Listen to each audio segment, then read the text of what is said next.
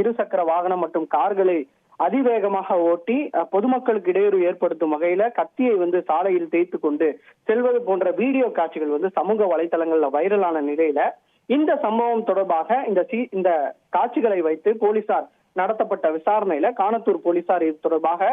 3 பிரிவின் கீழே வழக்கு பதிவு செய்து பொதுமக்களுக்கு இடையூறு ஏற்படுத்தும் வகையில செயல்படுதல், அதிவேகமாக வாகனத்தை ஓட்டுதல் உள்ளிட்ட 3 பிரிவின் கீழே வழக்கு பதிவு செய்து இது தொடர்பாக நடத்தப்பட்ட விசாரணையில இந்த சம்பவமானது அந்த ஈசிஆர் பனையூர் பகுதியில நடந்திருப்பது தெரிய வந்தது. குறிப்பாக எழில் என்பவரோட பிறந்த நாளை அவரது நண்பர்கள் சுமார் 50க்கும் மேற்பட்டோர் இந்த பிறந்த நாள் சாலையிலேயே கேக் வெட்டி இது போன்ற சாகசத்துல ஈடுபட்டிருப்பதும் தெரிய வந்திருப்பது. உடனடியாக இந்த சம்பவம் தொடர்பாக மொத்தம் 30க்கும் மேற்பட்ட நபர்கள் மீது வழக்கு பதிவு செய்து போலீசார் விசாரணை மேற்கொண்டார். மேலும் இவர் மீது போதை மாத்திரை மற்றும் கஞ்சா ஆகியவற்றை மொத்த விற்பனையில் ஈடுபடுவதாகவும்